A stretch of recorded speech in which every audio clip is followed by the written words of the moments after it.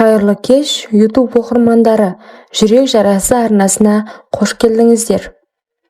Біздің үйде бәрі жақсы болатын.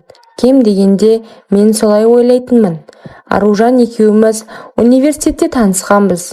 Ол әдебиет факультетінің студенті, сөзге шешен, күлкісі жылы, көзіне қарасаң жүрегің жылып кететін қыз.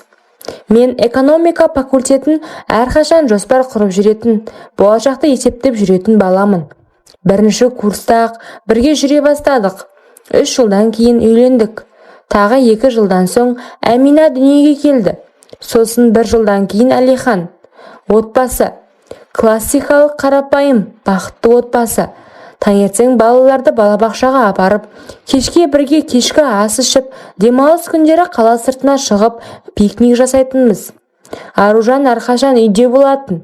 Ол мектепте қазақ тілі мен әдебиетінен сабақ беретін. Бірақ бала туған соң декретке шығып, кейін толық үй шаруашылығына көшкен. Мен банкте жұмыс істейтінмін. Кейде іс-сапарларға шығатынмын. Алғашқы жылдары іс-сапар 1-2 күн ғана болатын. Кейіннен ұзағырақ бола бастады. Алматы, Астана, кейде Қырғызстанға. Бірақ әрқашан қоңырау шалатынмын. Әр кеш сайын видео қоңырау арқылы балалармен сөйлесетінмін. Аружанға сағындым деп айтатынмын. Ол әрқашан күліп, тезірек келші, біртүрлі болып жүрмін деп айтатын.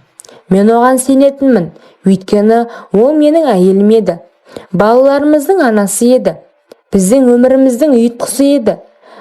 Бірінші белгіні байқамағаным рас.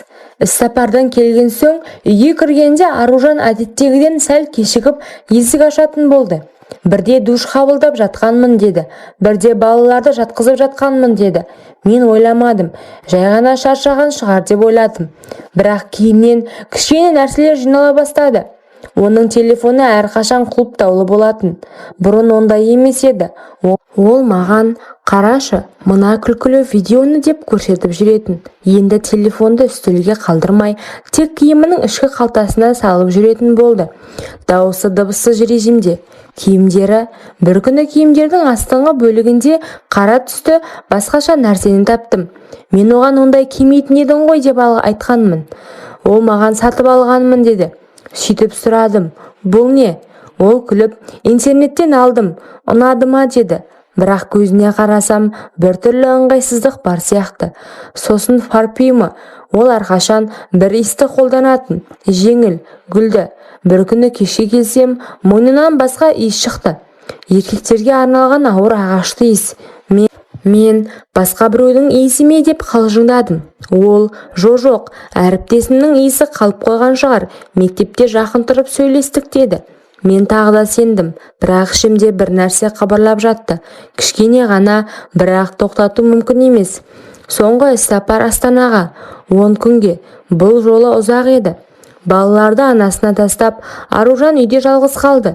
Мен күнде қоңырау шалатынмын, бірақ ол кейде жауап бермейтін. Кешке жауап бергенде дауысы шаршаған, бірақ біртүрлі қанағаттанған сияқты. Соңғы күні түнде қоңырау шалдым. Сағат 11:30 шамасында. Ол көп күттірмей алды. Алло, дауысы қаттырақ, тынымсыз жылдам. Не істеп жатырсың дедім. Жатырмын, балалар ұйықтады. Сен қашан келесің деді. Ертең түсте үйде боламын. Жақсы, сағындым. Бірақ сөзінің соңында бір дыбыс естілді. Төсек сықырлағандай, немесе есік жабылғандай. Мен біреу бар ма үйде дедім. Ол күліп жіберді. Қойшы сен, не деп тұрсың? Теледидардағы қатты дауыстар ғой деді. Мен үндемедім. Бірақ ішімдегі сол кішкене қыбырлау енді үлкен толқынға айналды. Ертеңіне түсе үйге жеттім. Есік ашық тұрған жоқ. Бірақ кілт тесігіне кіргізгенде іште біртүрлі тыныштық болды. Ішке кірдім. Коридорда Аружанның пальтосы ілулі. Жаңа ғана киген сияқты, әлі жылы. Жатын бөлме есігі жабық, бірақ іштен бір дыбыс шығады. Терең, ауыр. Мен есікке жақындадым, қолым дірілдеп тұр. Есікті ақырын итердім.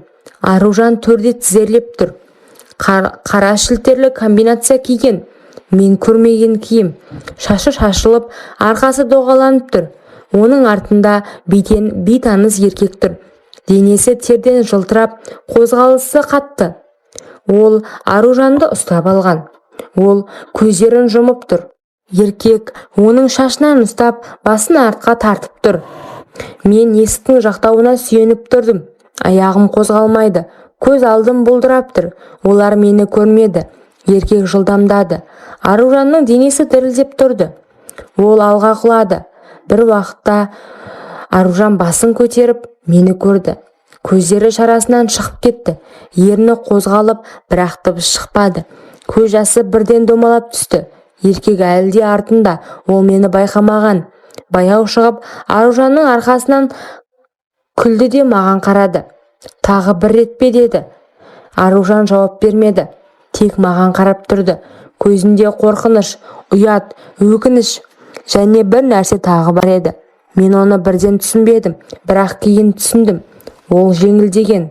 Ұзақ уақыт бойы жасырып жүрген нәрсе ашылып, енді жасырудың қажеті жоқ сияқты. Мен ештеңе айтпадым. Тек баяу артқа шегіндім. Есікті жаптым. Коридорда тұрып қабырғаға сүйеніп, ішімде ештеңе сынған жоқ. Өйткені ол біртіндеп сынған екен ғой. Әр іс-сапарда, әр кешкі қоңырауда, әр сағындым деген сөзде. Мен тек қазір байқап, қазір түсіндім. Үйдегі жылылықтың бәрі жалған екенін. Сыртқа шықсам қар жауып тұрды. Жүре бердім. Қайда баратынымды білмеймін, бірақ үйге қайта алмайтынымды білдім. Қардың ішінде жүре бердім. Аяғым мұздап, бірақ тоқтағым келмеді. Қала шетіне жеткенде ескі теміржол вокзалының алдындағы орындыққа отырдым. Жарық өшіп тұр. Тек күзетші бөлмесінен сары шамның жарығы шығады. Қолымда қалтаға салып, телефонды шығардым. Экранда 19 қоңырау, 14 хабарлама. Барлығы Аружаннан. Соңғысы сағат 2:47-де жіберілген. Қайдасың? Түсіндіруге мүмкіндік берші. Өтінемін, кел. Мен қателестім. Мен оқып тұрып одан жиіркеніп. Жүрек соқпайды. Ашу да жоқ, қайғы да жоқ. Тек бос сезім. Қолым телефонды қатты ұстап тұр, бірақ жауап жазғым келмеді. Таң атты. Сағат 6-ға жақындағанда вокзал алдында бірнеше адам пайда болды. Жұмысқа бара жатқан кісілер. Мен орындықта отырып, шай ішкен адамдардың бетіне қарадым. Олардың өмірі қалыпты сияқты. Менде сол қалыптылық жоқ. Телефон қайта дірілдеді. Бұл жолы Әмина, қызымның суреті шықты. Мектеп формасында күліп тұрған. Мен қабылдадым. Әке, дауысы ұйқылы ояу, бірақ қорқып тұр. Иә қызым, қайдасың? Анашым жылап жатыр. Сен келмейсің бе? Мен сурет салдым. Міне қарашы, өтінемін. Суретте бақытты отбасы суреттелген. Көзімнен еріксіз жас шықты. Мен үндемедім, тек тыңдадым. Оның кішкентай даусынан ішім біртүрлі ауырды. Әке, сен бізді тастап кетпейсің ғой, солай ма? Анашым неге жылай береді? Сол сәтте бірінші рет көзім жасқа толды. Мен терең дем алдым. Жоқ қызым, мен сендерді тастамаймын. Тезірек келемін. Уәде бересің бе? Уәде. Қоңырауды өшіріп телефонды қалтама салдым. Сағат 8-де такси ұстадым. Қала орталығына қарай жүріп бара жатқанда терезеден қарлы көшелерді қарадым. Үйге жақындаған сайын жүрегім қатты соға бастады. Бірақ бұл жолы ашу емес, қорқыныш емес. Тек бір нәрсе бар. Шешім қабылдау керек. Есік алдына жеткенде есік жабық тұр. Мен кілтті шығардым, бірақ ашпадым. Қоңырауды бастым. Іштен қадамдар естіліп есік ашылды. Аружан тұр. Көзі қызарып ісіп кеткен. Шашы шашылып, беті ақ. Қолында Әмина, артында Әлихан. Екеуі де маған қарап тұр. Аружан ештеңе айтпады. Тек көзіне қарап тұрды. Мен де үндемедім. Балалар алға жүгіріп аяғыма жармасты. Мен еңкейіп екеуін құшақтадым. Олардың жылуы, иісі, барлығы бұрынғыдай. Бірақ мен бұрынғыдай емеспін. Аружанға қарадым. Балаларды киіндір, сыртқа шығып сөйлесеміз дедім. Ол басын изеп, көз жасы қайта ақты, бірақ үндемеді. Біз төртеуміз сыртқа шықтық. Қар әлі жауып тұр, бірақ боран басылған. Балалар алдыңғы жақта ойнап жүрді. Біз артта қалып қатар жүріп келеміз. Мен бірінші сөйледім. Бәрін көрдім. Ештеңені жасырма, қанша уақыттан бері деді. Ол тоқтап, басын төмен салып, 3 ай. Сен іс-сапарда жүргенде басталды. Мен жалғыздықтан өліп бара жатқанмын. Менің денем барлығын қалады. Сен әрқашан жоқ болдың. Мен өз-өзімді қанағаттандыра бастадым. Сосын ол пайда болды. Мен үндемедім. Ол кім? Мектептегі әріптес, физкультура мұғалімі. Бір күні сөйлесіп тұрдық. Сосын ол өз сөзін аяқтамады.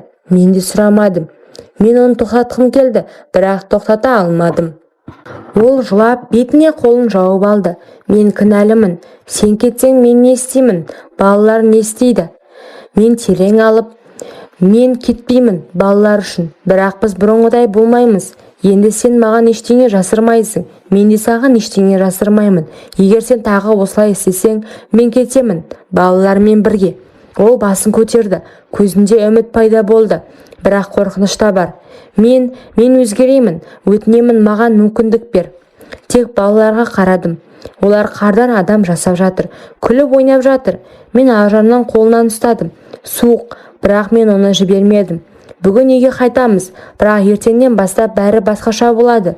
Сен психологқа барасың, мен де барамыз. Бірге емделеміз, егер қаласақ. Ол басын изеді, көз жасы тоқтамады. Үйге қайттық. Есікті ашқанда іштен жылылық шықты. Бірақ ол жылылық енді басқаша еді. Жаңа басталатын нәрсе сияқты. Мен балаларды жуындырдым. Аружан ас үйде тұрып шай қойды. Біз үнсіз отырдық. Бұл соңы емес, бұл жаңа бастама. Қанша уақытқа жетеді білмеймін. Бірақ қазір балалар күліп жатыр. Мен олардың күлкісін естіп отырмын. Және бұл маған жеткілікті сияқты.